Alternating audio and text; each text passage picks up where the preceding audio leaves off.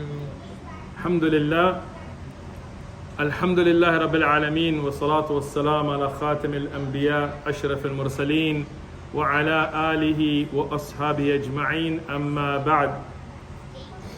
We're going to continue in the life of Tamim Ad-Daari, and this is one of the Sahaba, as I mentioned in the first half that we did, is unfortunately not as well known as he should be by many of the Muslims, not knowing his status amongst the great Sahaba and the great personalities of Islam.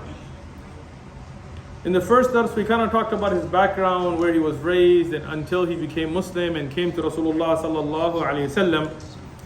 And we stopped at the beautiful hadith that is reported by Imam Muslim in his Sahih. And I wanted to make a point again, because some of the people, due to the weakness of their iman, they want to deny this hadith. And the hadith is in the Sahih of Imam Muslim, and it's no doubt to its authenticity. One of the lecturers who has a doctorate, so I call him Dr. something, not going to mention any names here, but he also spoke about the same personality, and he said the hadith was only reported by Fatima bint Qais, and he tried to put some doubt on, well, it's only through one Sahabi. And I want to be clear, and I've sent, inshallah, some messages to the person directly as well. This is not only reported through Fatima bint Qais, radiallahu anha. Even if it was, that would be enough.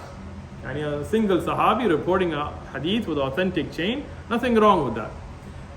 In fact, even if a hadith comes through a singular chain, which we call ahad hadith, that type, and within ahad a gharib chain, meaning only one chain, as long as the chain is authentic, the aqidah of the Ahlul Sunnah wal Jama'ah is that's a hujjah. إِنَّمَا الْأَعْمَالُ بِالنِّيَّاتِ, for example, comes through a single gharib chain, but it's in Sahih Imam Bukhari, and as many of the ulama said, 1/4 or 1/3 of all of Islam is based on this hadith. But this hadith is also in the Muslim Imam Ahmad, reported through Aisha radiyallahu anha, Abu Huraira radiyallahu anhu, and Jabir bin Abdullah. So that's an academic mistake first, those who say it's been reported only through one Sahabi. Jazakumullahu khairan. Secondly, when we talk about the hadith, the chain, everybody from Ibn Hajar and Nawawi and others that reviewed it, they said no doubt to its authenticity. In that hadith, and we already discussed it in the last dars, so I'm going to give you a recap, short. Tamim Ad-Daari radiallahu anhu, he came to Medina, and Rasulullah sallallahu alaihi wasallam ordered the announcement to be made for the people to come, Salatul Jami'ani. This was the announcement that would be made to gather the people, other than the adhan for the 5 salawat, right? And he gathered the people, he told them, I'm not giving you targheeb, I'm not here to give you any kind of warnings or encouragement, rather listen to what Tamim Ad-Daari has to say. And that's interesting, because this is a hadith that Rasulullah sallallahu alaihi wasallam is now reporting from Tamim Ad-Daari. He's referring it to, usually you see Sahaba saying, Rasulullah sallallahu alaihi wasallam, listen to him.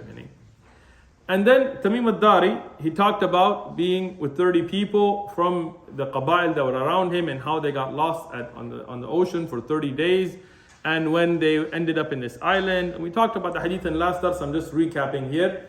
And they met Jassasa, which was a beast-looking animal with the front and the back being so hairy you couldn't tell them apart. And it spoke to them, and he took them to a man who was tied up, a large man, and his hands were tied to his neck and so on with chains. And that man asked him some questions, and as we mentioned in the last hadith, that this was Dajjal. I left off that hadith due for time. We didn't really go into some details, but I do want to talk about it a little bit today, because some of those signs have come true in our time. And that's something interesting, because this hadith was narrated by Tamim Ad-Daari more than 1400 years ago. And when you see these signs coming true in front of us, this should increase our iman and remind us that the sa'ah, or the hour, is coming closer and closer. When is it? Allah knows best. All these YouTube videos of people that have calculated it out, and it's in this year and that year, is nonsense. If Rasul ﷺ didn't know when it was, if Jibreel ﷺ didn't know when it was, only Allah subhanahu wa ta'ala knows. We don't try to calculate, but when we do see the signs coming true in front of us, we should make that a warning for us, a reminder for us. Here, one of the signs that obviously had come true in that time was when he asked about the prophet that would be sent to the unlettered people, that Rasulullah sallallahu alaihi wasallam, and he asked, did his people fight him? They said yes, and so on. But there was also a question about Baysan and the trees of Baysan, whether there are trees in the area of Baysan. Now, at that time, Tamim Ad-Daari radiallahu anhu and those that were with him said, yes, there are trees and they give fruit and people benefit from them, and that is there. And he said a time will come that will not happen anymore. Those trees will no longer bear fruit, and then they will go away. And this is one of the signs that Dajjal is going to come loose. These are signs that Dajjal is waiting for, to know that it's his time. Baysan, I looked this up to see where is Baysan. And I looked at many Islamic books that go over Tariq, like Futuhat, Al-Buldan, and so on. And then other books like Al-Isaba of Ibn Hajar and Bidayah wa Nihaya and others, to kind of get an idea of approximately where in that time it was. Because, see, when we talk about a location, it's sometimes we are under a misconception that a place will be where it was, and that's what we expected. Meaning, for example, the word Najd. Today there is an area in Saudi Arabia that's called Najd, right? But in the time of Rasulullah sallallahu alaihi wasallam, that wasn't the case. The idea of Najd was an eastern higher land, and as An-Nawawi mentioned, that this was in his time, as he considered to be in a part of Iraq, or in other parts of the world where they would consider that to be Najd. Where is Khurasan? Where is Sham? Like, you have to look at historical context, and then you have to map it up to what we know today. Because there is a region, for example, in Iran today, it's named Khurasan. But Khurasan in the Islamic tense is not that region. So Balkh, for example, and so on, when you look at the Islamic terminology of looking at what was called that area in the time of Rasulullah sallallahu alaihi wasallam and where it matches up to today, it's very different. Yeah. When we talk about Jeddah, for example, when we talk about, it's approximately in the same area, but what are the hudud are different. Medina. Like Masjid al-Quba, today it's in Medina. When we go to Medina, we go to Masjid al-Quba under the municipality, whatever you call, of Medina. But in the time of Rasulullah sallallahu alaihi wasallam, this used to be outside the city of Medina. Uhud was outside of Medina. Today, Shaykh Adam just came from Medina. Uhud is where? In Medina. And you go to Uhud, you're in Medina. But at that time, the battle of Uhud was fought in Uhud because they wanted to be outside the city. Right? Khaybar and so on, just to be clear. Baysan, Allahu A'lam, and this is research. What I find, and I looked up some interesting books by, of course, Muslim scholars and also by non-Muslims as well, historians and Orientalists, to look at some of what has been put forward. Looking at Baysan as it is in the land of Sham, no doubt. And Sham, again, as we know Islamically, includes Syria, Palestine, Lebanon, and Jordan. This whole area, Islamically, was called Sham. Right? Today, when we say Sham, we mean the country of Syria. But that's not in Islam. In Islamic terminology, I'm talking about Istalahan, this whole area. There is an area in current day Israel, may Allah free Palestine, called Beit Sha'an. And this is where most of the Islamic historians and others had mapped Baysan to be. And interestingly, I found reports where Baysan had a large number of trees and tree groves. In fact, they have pictures of paintings that were made of that area in Islamic literature and others that showed it there. And those trees have been diminished. And very interestingly, and you can look this up, in January 2021, the Israeli military actually went and destroyed 3,000 trees there. That's interesting, I wonder why, but most of the trees now in the region that is within the city area of Beit Sha'an that area has been taken over by Yahud. Muslims, most of them are not there anymore. And most of the trees, as they wrote in their own report, that are inside that area are no longer giving dates, meaning they are just for show now. The date trees have been pushed out, and most of them being destroyed, that are even on the outskirts. So this is one of the places that's mentioned in the hadith, and one of the prophecies there, that the date trees there will no longer be giving dates and they will be getting destroyed, is coming true in front of our eyes. The next is the lake Tabariya. Tabariya, as mentioned in Arabic, And this is used in many Islamic books. They've talked about where it is. And this is in Western books called the Lake of Galilee. Jesus, ﷺ, being Jesus of Galilee. This area again is in the area of Palestine. And this lake today is almost dry. You can look it up. Tabariya, which is called the Lake of Galilee, or the Sea of Galilee, according to Western historians, has been drained by who? The state of Israel. Coincidence? Yeah. Oh, can you, where's Ishaq? Can you block some interesting pictures that are being put up? Anatomy. So, the Sea of Galilee, again, by the way, we have a Zoom, so we can have online students, whoever these Christians and so on that have nothing better to do than to come on Zoom and try to put, explicit pictures. It really shows the desperation of your trying to distract Islamic knowledge. And just as a heads up, it's not going to stop us. So you can waste your time all you want. The Sea of Galilee, according to a report that was put out by the State of Israel, once again, we ask Allah to free Palestine.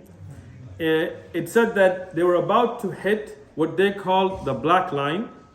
I don't know why they call it the black line, but in 2018, where if it was to hit a negative or 214.87 m, that would be the lowest recorded in history, and it would be a point of irreversible damage. This is according to a report they put out. And what they've done is they've actually pumped out a lot of the water, and they've polluted a lot of the water. And even many Israeli environmental organizations have made videos and stuff talking about this. In November 2021, they hit that black line, where they said now there is irreversible damage, and there are people, environmentalists, that are trying to get desalinized water that's to put in because they realize that the water has gone low, and this lake has significance to Christians and others as well. But I watched a video on this by Sky News, and again, this is not an Islamic channel or anything, which showed that just in the last 100 years how low the lake has gone. Since the 1920s, where they have been recorded, they said it has hit the lowest point in history, that not just recorded history, but before that. Meaning this is a lake that was huge, and it was full of water, and it was flourishing in the time of Rasulullah sallallahu alaihi wasallam, and we knew that this was one of the signs to come true, and for maybe 1,000 years, it was still full. But in front of our eyes now, it's hitting levels which are irreversible. They have said that no doubt this lake is going to dry up.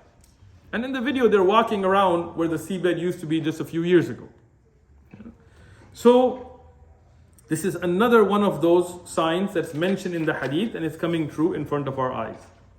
The last is a spring called Zughar.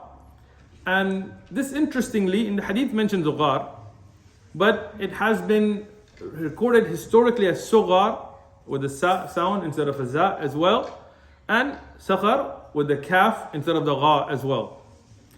Because these things are called different things in different languages and accents and so on. This is in current day Jordan, which again would be still a part of Sham, and it is close to the Dead Sea on the Jordanian side, and the Christians and others would call it Zoara, Z-O-A-R-A. I found a book by a non-Muslim, Guy Lee Strange. His last name is Strange. It's a strange last name, but it's published in 1890. And he wrote, it's a book called Palestine Under the Muslims, as he misspelled it.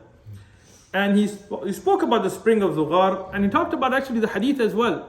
And he brought some of the statements of Ibn Abbas radiallahu anhuma that when I looked back in the Islamic books, I found them as well, where he talked about this being the place. Now I'm giving you some historic context, where Ibn Abbas radiallahu anhuma said that this was an area where Qawm Lut, when they were destroyed, Lut alayhi salam and his daughters and the believers, they went out to. And he mentioned, Ibn Abbas radiallahu anhuma, that there was an area where Rubba, the daughter of Lut alayhi salam, was buried, and that was called Ain Rubba. Water came there, and that was called the spring of Rubba. And Zughar is one of the daughters, according to Ibn Abbas radiallahu anhuma, of Lut alayhi salam. And where she was buried, the body of water there became known as Ain Zughar. Again, this area in many later Islamic texts is called Sukar or Sughar, and it's by Safiya al-Ghawr district. In the 1880s, it dried up. That Ain that was mentioned in the hadith of Tamim Ad-Daari, that was more than 1400 years ago. In 1880s, it dried up, the inhabitants have moved, and that sign of the Day of Judgment has come true. That is now gone. Now, Tamim Ad-Daari, radiallahu anhu, in that hadith, he continued to speak about the signs of the Day of Judgment and what Dajjal told him. And Rasulullah sallallahu alaihi wasallam confirmed these. So these are not Israeliyat, these are not any reports from the Jews or Christians that we cannot confirm and deny. No, Rasulullah sallallahu alaihi wasallam confirmed that these are correct. And he said, Dajjal told him that when I am let loose, after these signs have come true, I will cover the world in 40 days, visiting all parts of it. Now again, like I mentioned in the last class, this is something interesting, and it should be an iman boost for us, because the Sahaba, when they heard this, they could not have imagined somebody crossing the world in 40 days. This was something unimaginable. Today when we talk about the samawat above and how big Jannah is, and when we talk about Isra al-Mi'raj, and when we talk about the Qabr, some things are like, oh man, that's like, of course we believe in it as Muslims, we believe in the ghaib, but it's hard sometimes because it's something we can't imagine in front of our eyes, like the Buraq, how fast it went, or Ya'juj Ma'juj, and some people, they try to deny these things because of the weakness of iman. Now the Sahaba would have not imagined it, but their iman was strong, they believed in it. Quran and Hadith was their daleel, they accepted it. Today in our time, when we look at the way we travel, even if you look at how we send an email today, it's amazing. Or a text. I could be sitting here, and I could, in right now, as you're hearing me, people from the other side of the world are hearing me. And they're seeing me. I can send a text right now, and it'll reach China before you can blink your eye. And today, we have the Concorde and other planes that can beat the speed of sound, right? And we're working on how to beat the speed of light and so on. Today we can imagine somebody reaching the other side of the world within a few hours, right? Or at least a day, right? Now, 40 days to cover the world has become, even though I'm not sure if we have that technology exactly, but it's something we can grasp. The Sahaba didn't have that, but they grasped it and they accepted it. Why? Because of the Quran and Hadith. Now the two places that Dajjal will not be able to enter, as mentioned in the Hadith, is Mecca and Medina. And this is a glad tidings to the people that live in Mecca and Medina. Now again, don't get too happy, because there is Hadith that there are only munafiqun, there will be hypocrites there. And there's other Hadith, but just as giving you context, and there will be earthquakes. And one Hadith mentions 3 strong earthquakes. And now the mu'min, the believer, knowing that this is the place Allah has ordained them to be, will stay. And the munafiq, because the weakness of their aql, their own intelligence, they will think, no, we should get out. And they will go outside of Medina, and they will fall for the tricks and be followers of Dajjal. But the mu'min, even during the earthquake, they will stay in Medina and they will be protected. And Mecca as well. And Rasulullah sallallahu alaihi wasallam mentioned that there will be angels guarding the pathways into Medina. Another hadith that mentions Mecca and Medina. Now here some of the hadiths mention that the angel will have swords. And based on that, some of the ulama felt that before the Day of Judgment, guns and tanks and all the technology will finish and we'll go back to fighting with arrows and swords. Other ulama said, no, the word of the sword means weapon.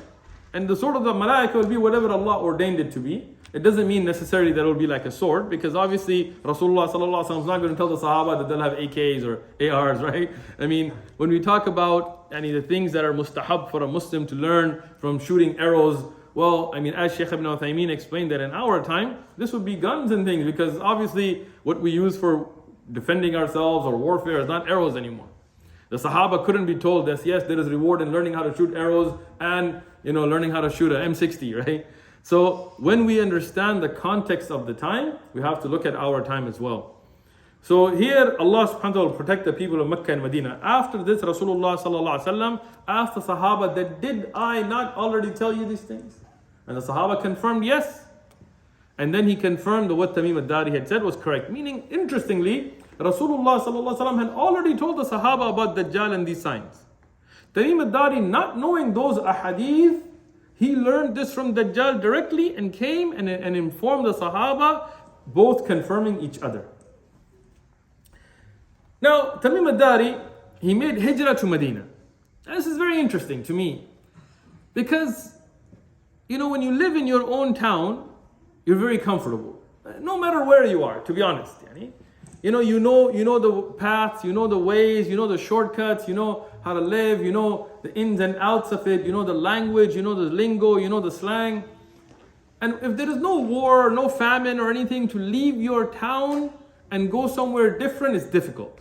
You sell your stuff, you move, and then everything is new. You got to set your business up again. You got to learn how to earn a living.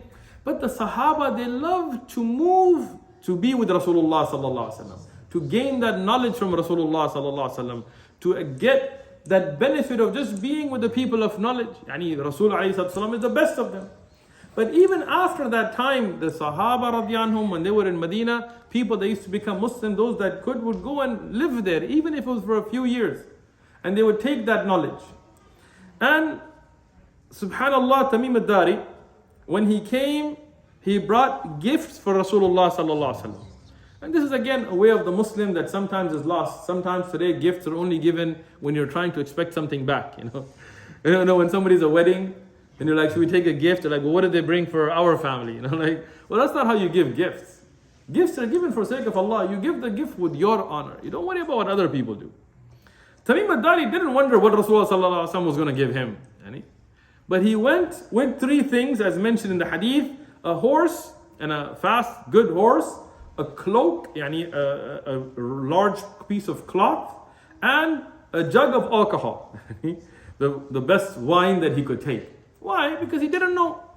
Tamim Ad-Daari is raised a Christian in the area that is Arab but ruled under the Roman Empire. He didn't know alcohol is haram. He didn't know these ahkam. So out of his own goodwill, he brought it. And Rasulullah sallallahu alaihi wasallam didn't tell him, Astaghfirullah, why did you bring this? What's wrong with it? No.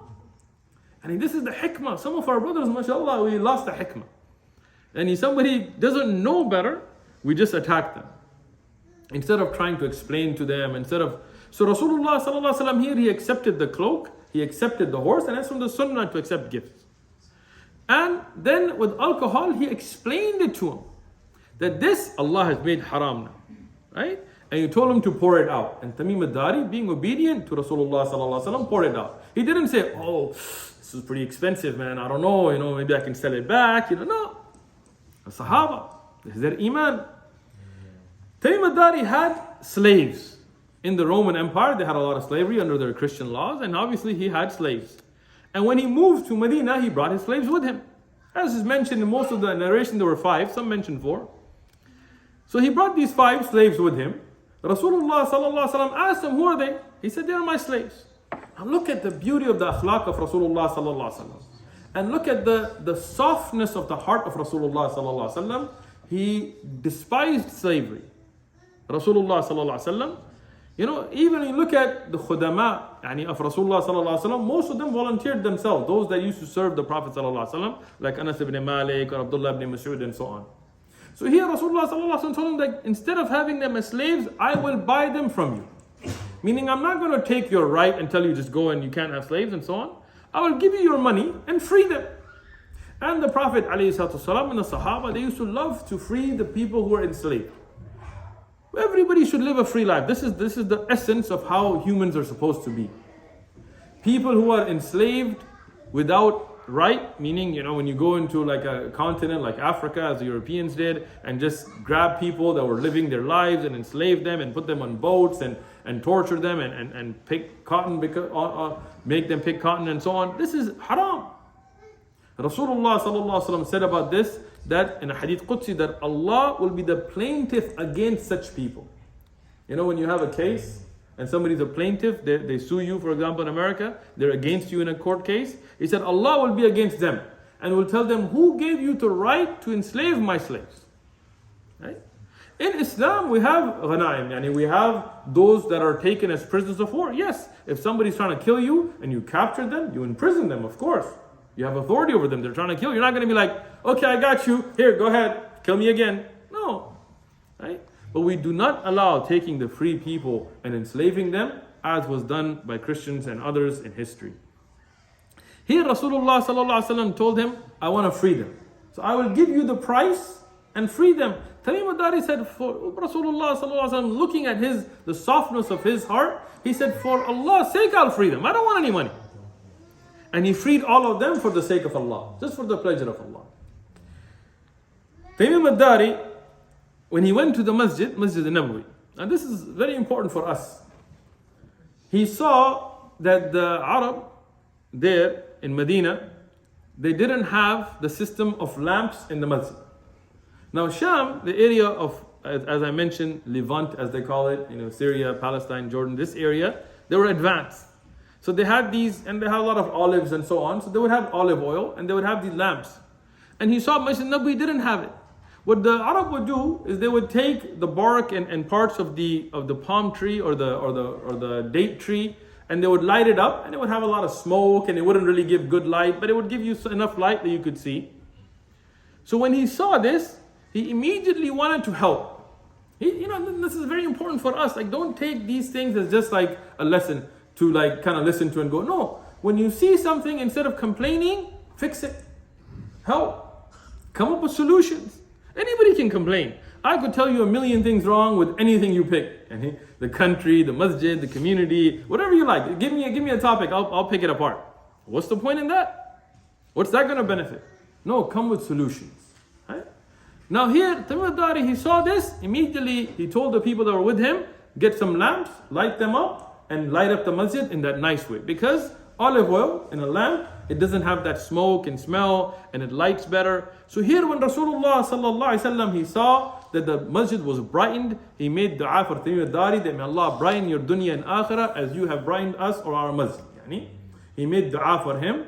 So for all of us, for example, here in our masjid or any masjid in the world, with the people that donate towards electricity and lights, this is going to be under the dua of Rasulullah sallallahu alaihi wasallam.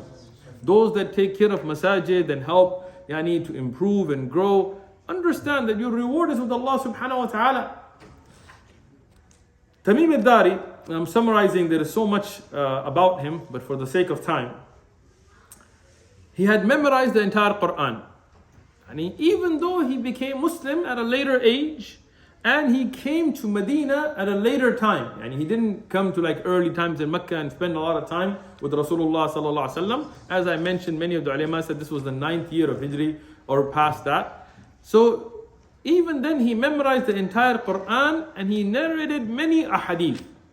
Myself, looking through some of the famous ahadith, I found 18 very instrumental, important ahadith that I found were all reported through him. I'm not going to mention all of them for the sake of time. It's something I like to see myself for a benefit. And we see much of the knowledge of the Quran as from the memorizers and of ahadith he he got involved in and he taught it to others. He was a teacher of Quran, he was a teacher of ahadith, and he taught many masail and things to the tabi'un, and as we'll see later in his life. Rasulullah sallallahu alaihi wasallam, when he saw that Tamim Ad-Daari was memorizing the Quran, when he saw that he was lighting the masjid, he had moved, he was active with the Prophet ﷺ, he showed a great deal of love for him and told him that if I had a daughter, an unmarried daughter, I would have married her to you. Now, how many of us knew that? Like Tamim Ad-Daari, how many of us knew that Rasulullah ﷺ honored him with such a statement saying that if I had a daughter that wasn't married, because the daughters of Rasulullah ﷺ at that time had all been married, I would have married her to you. Look at that status.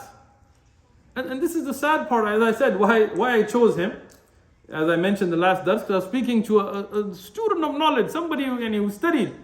And he told me, the Persians, companions like Salman al-Farsi and Tamim Ad-Daari. I said, what? Tamim Ad-Daari is not Persian, it's Arab.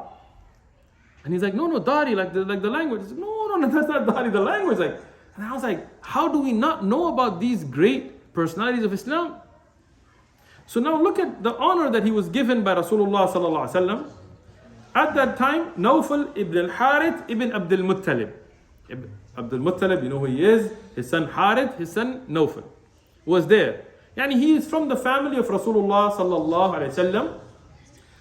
And because he's from the aqarib, yani he's from the relatives of the Prophet sallallahu alaihi wasallam, he said, Ya Rasulullah, O Messenger of Allah, you made a wish that if you had a daughter that wasn't married, you would have married her to Tamim Ad-Daari.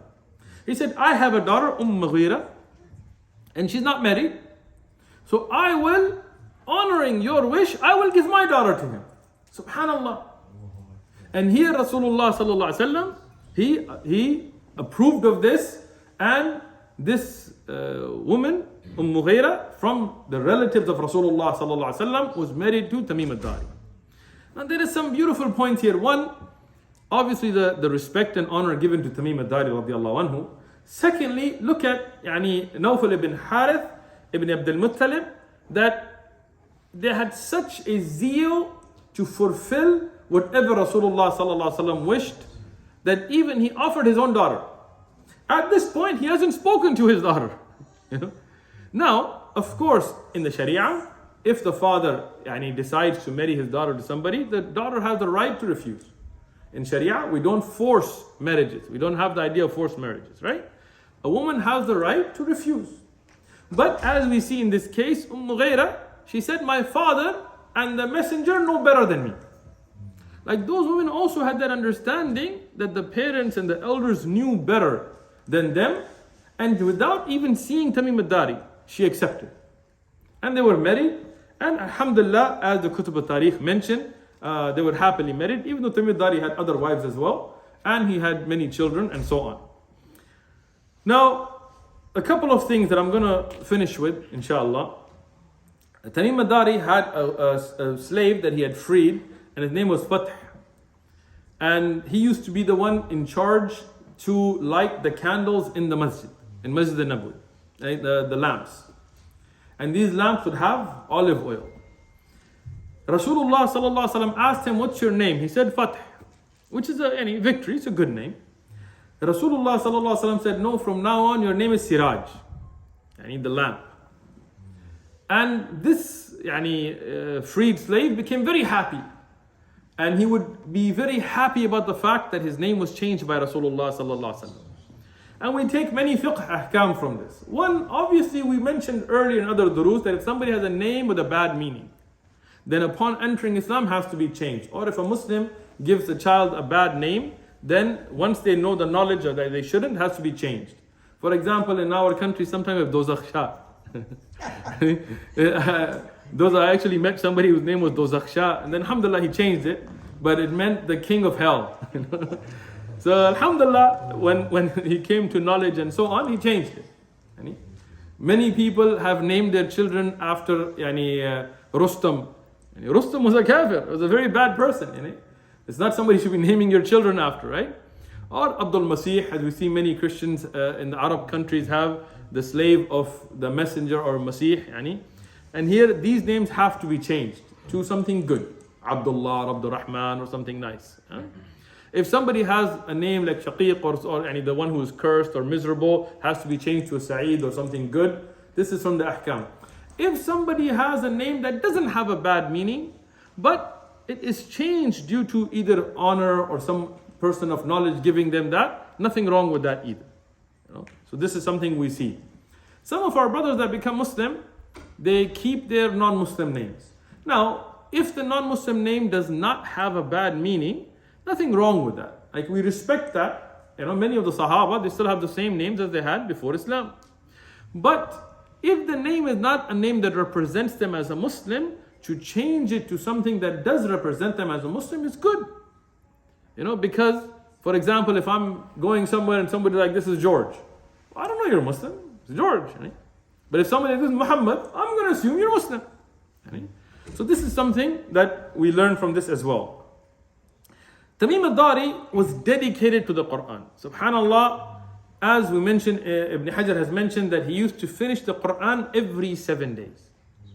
Ibn Kathir mentions that at times, and this is mentioned about Uthman ibn Affan as well, that he would begin the Qiyam al-Layl. He would pray at night and he would begin a rak'ah that would be his witr. This would be something that he wasn't planning on staying up late, and he was praying a single rak'ah, but he would begin with the Quran with Al-Fatiha, and his love for the Quran was such that he continued into Al-Baqarah till the end of the Quran. Now, ulama like Shaykh Aminullah and others have discussed this issue. They said, one, it is not permissible for the Muslim to plan to finish the Quran in such a way. This is not the way of Rasulullah sallallahu alaihi wasallam. As we see many ahadith, and this is a mas'ala with much discussion, but if you finish the Quran every 7 days, this is good. Less than that, especially less than 3 days and so on, most of the time then we will not focus on the meaning, we're just kind of getting through it. So this is why there are ahadith that have mana for this.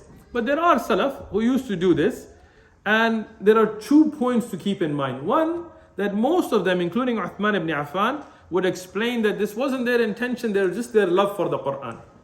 When they began, they were lost in it, so much that they just continued through. Secondly, as many of the ulama mentioned, that this was done as a karama. This was done as a miraculous event of those, the Sahaba who were awliya, who were the friends of Allah subhanahu wa ta'ala, no doubt to that these are the best of the people. Because to finish the Quran in a night, especially when a part of the night's already passed, keeping the rules of tajweed and mudud and so on is difficult at best. But the Sahaba, they had these miraculous things that happened to them. But regularly he would try to finish the Quran every 7 days. Tamim Ad-Daari, he bought a cloak. A cloak would be the thing that they would wear on top. At some times, and again, the dress of the Sahaba was different. So they would, like for example, the Rida, what we wear, when you go for Hajj or Umrah in a state of Ihram, you wear the izar, the loin cloth as they say, and the Rida, the upper, the chest cloth or the cloak. For us today, we only do this in Ihram. I've never seen anybody wear it outside of Ihram. Yeah? But the Sahaba used to regularly dress like that. And at the same time, the qamis, or what we call the thawb, or the big cloth that's fit and tailored, as most of the brothers here are wearing, this was worn by Rasulullah sallallahu alaihi wasallam, and this was the favorite dress of Rasulullah sallallahu alaihi wasallam. He loved it. So, if you have a choice, this is what you should wear, the qamis. Why? Because this was loved by Rasulullah sallallahu alaihi wasallam, the big, what we call the thawb today. Or the qamis and so on, the loose fitting cloth. But they would have also what we used to say, like this, what we call the bisht or the mishla or so on, like an upper cloth that they would wear in the time of the cold, or in the time when it was colder. And Rasulullah sallallahu alaihi wasallam used to wear this. Of course, it wasn't like the way it is today. Neither was a thobe the way we have it with tailored pockets and so on. But this is the representation. And in Salatul Istisqa, when you have the dua made during the time for rain and the salah made when you're looking for rain during drought, Rasulullah sallallahu would take this upper cloth and he would turn it inside out. And that's from the sunnah, and we discussed this in the fiqh, durus and so on. So the upper cloak would be used for different things. He had one that Tamim Ad-Daari bought for 1,000 dirham. Now dirham is silver. Dinar is gold. 1,000 dirham is very expensive. This is not something cheap. So he was a zahid. This is something important, like somebody who would make hijrah, and he would go for jihad, and he would be constantly giving sadaqah and always finishing the Quran and things. But he bought, and there are 2 of them that he bought actually. This is the first one I'm mentioning.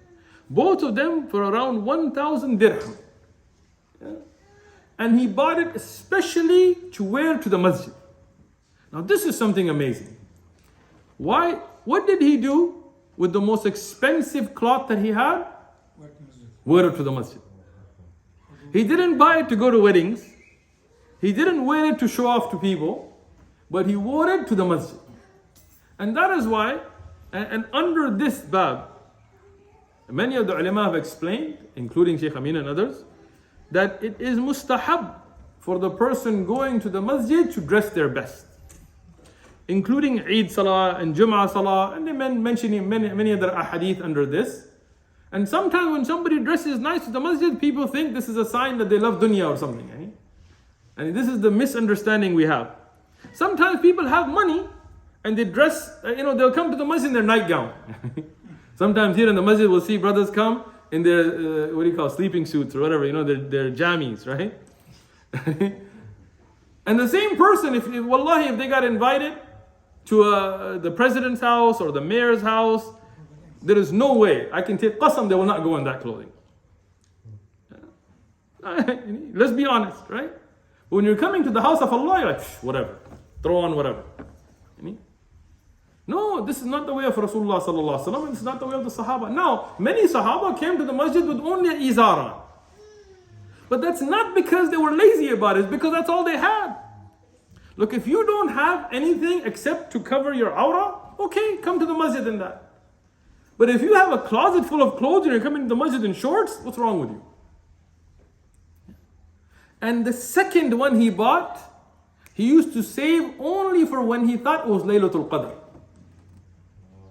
He had one that was 1,000 dirham as well. He spent on clothes. But look at his niyyah. He would wear that on the night that he would suspect that it's Laylatul Qadr. And this is ihtiraman lillah, to show the honor to Allah subhanahu wa ta'ala. And subhanallah, Tamim Ad-Daari, he used to be consistent in his praying at nights. I'm going to make some very important points for you and myself before you to really pay attention to. Tamim Ad-Daari used to pray qiyam a lot, but he never spoke about it. One of the tabi'un asked him, this is a very interesting hadith, authentic by the way. He told them that we hear from people that would, for example, in those days, you didn't have a part of the house that was like empty and so on, right? They would just have one room, and you couldn't go somewhere else and pray and so on. So people, like his children, his wife, people who entered the house, that were mahram and so on, would realize this and they would talk about it, but he never talked about it. He never bragged about it, he never showed off about it. But one of the tabi'un, he asked him, he said, I hear you make a lot of salah, how much Quran do you read a night? How much Quran do you finish in a night? Tamim Ad-Daari told him, what does that have to do with you? So he told him, no, I want to know. He goes, what does that have to do with you? Like he told him in a rough way. So he told him, I'm just asking. He told him, look, I prefer somebody makes nothing but 3 rak'ah, shaf wal witr, after Isha, and sleeps, than somebody who prays and reads the Quran the whole night and then tells people about it. SubhanAllah, how beautiful is that? Somebody who prays a little bit, just after Isha till Fajr, just makes 2 shaf' 1 witr, 3 rak'at, is more beloved to me if he does it without talking about it than somebody who spends the whole night reading Quran and then the next morning tells people, brother, I finished the Quran last night. You know how many khatam I do every month? In this Ramadan I finished 30 Quran. I pray so much at night. Every night Why you want to ruin your ibadat? Let your ibadah be between you and Allah. Pray your salah in a way that it's a secret between you and Allah. This is the way of Tamim Ad-Daari. He told him this in a harsh way. The tabi'i, he became upset. And he said, look, this is the Sahaba, like we ask you a question, you give us like a harsh answer. Tamim Ad-Daari told him, come here. So look, if I tell you, and it's more than you, then you'll feel despair. Like you'll be like, oh man, that guy, I can't do that. And if I tell you and it's less, then you'll be disappointed. So why do you want to know? Leave me between me and Allah. You pray as much as you can between you and Allah. And it's so beautiful. This is something strange to us today. We're all involved in other people's business. People aren't worried about how much I pray. They're like, did you pray? Huh? Did you make your tahajjud? Did you make your dua? Did you make your dhikr? How much Quran did you read today? Worry about yourself. Unless it's your child or you're a father or something, no, then worry about yourself. Your brothers and your sisters, leave them between them and Allah. You never know. Somebody that may not appear to be such makes a dua in the night that makes them close to Allah. And if Allah kept that between them and Allah, let it be. And those salihin that live like that, Allah will raise their ranks. They don't need to go and brag about it. Tamim Ad-Daari, at one night, he missed Qiyam al-Layl. He missed Tahajjud. And he slept. People get tired. And he punished himself with an oath that he will continue to pray for the whole year. Qiyamul Layl. And this is something interesting. The people from the time of the Salaf used to train themselves by punishing themselves. Some of the Salaf, as I was reading, if they missed their Qiyam, they would go give sadaqah money next morning. Some of the Salaf, if they missed their Qiyam, they would fast the next day to try to train their nafs. And I can tell you this, I get asked this question a lot, how do we improve your khushu' in tahajjud, right? Because at night you're tired and so on. I'll tell you a trick I've tried, and this is something from my own experience, and inshallah will work, is if shaitan messes with you in your 2 rak'ah, make 2 more. And if he messes you with that, continue to do that. And I have seen that shaitan himself will start to realize that you're not going to quit and you're going to make more and more salawat. So here, train yourself by increasing your ibadah when shaitan tries to decrease it, so that you can be steadfast on your ibadah. The last thing I will mention, Tamim Ad-Daari, in the time of Umar ibn Khattab, and this is mentioned by Imam Abu Dawud in his Kitab al-Zuhud, and Al-Isaba has mentioned it in other books through multiple chains that are reliable. In the time of Umar ibn Khattab, a volcano erupted and a fire came towards Medina. Now, as I mentioned, these are authentic narrations. So this fire started coming towards Medina. Umar ibn Khattab radiyallahu anhu, he went and got Tamim Ad-Daari. And he told Tamim Ad-Daari radiyallahu anhu that go and deal with it. Tamim Ad-Daari said, Man ana, who am I? He didn't say, I'm so, no, he said, I'm a nobody, why me? Umar radiyallahu anhu said, this is your task. And Umar radiyallahu anhu went with him, and Muawiyah radiyallahu anhu, in some of the reports, was with him as well. And they went, and Tamim Ad-Daari was in front. Now this is reported in multiple books. I went, like I said, I checked multiple historic books through multiple chains, through different narrators, authentically. Tamim Ad-Daari saw the fire heading towards Medina, and with his cloak he started pushing it back. And with his bare hand he pushed the fire back, until the fire went back into the mountain where it was coming out from. Amazing. And this is why Umar ibn Khattab said that the things that Allah has given to the Sahaba, yani the miracle that Allah gave to the Sahaba, to the Ashab and Nabi alayhi salam, whoever saw it, meaning they're so amazing that when you tell somebody that didn't see it, they have a hard time believing it. But we know this is authentically established history. These are the awliya of Allah. These are the ones that are close to Allah. Not the fake awliya that are walking around naked, saying they're awliya, disobeying Allah, doing bid'ah and shirk, claiming to be awliya, missing salawat, fard salawat and claiming to be awliya, and doing bid'ah. No. These are the true awliya who were upon the kitab, who were upon the sunnah, who sacrificed themselves. Allah gave them miracles. And we as the Ahlul Sunnah wal Jama'ah believe in these karamat. We believe in these miracles. And this Sahabi, when he sacrificed so much for Allah, and he took that iman so close to his heart, Allah raised his rank. Even in dunya, he could push back fire. This is Tamim Ad-Daari. Umar radiyallahu would tell him, this is why we love to have you amongst us. He defended Uthman ibn Affan when his house was attacked, and during the time of the Khilafah of Uthman radiyallahu. When Uthman radiyallahu became a shaheed, he decided to leave Medina after that. When he saw the Muslims with these problems amongst them, and these hypocrites that came and attacked Uthman radiyallahu and made him a shaheed, when he was so saddened by this, that he left Medina and he went back to Palestine, and 40 Hijri, he died there. May Allah subhanahu wa ta'ala bless all of those great Sahaba and the Salaf al-Salihin. And may Allah make it that when we learn about their lives, it improves our lives. That we take a lesson from it to improve ourselves. Wa jazakumullahu khairan.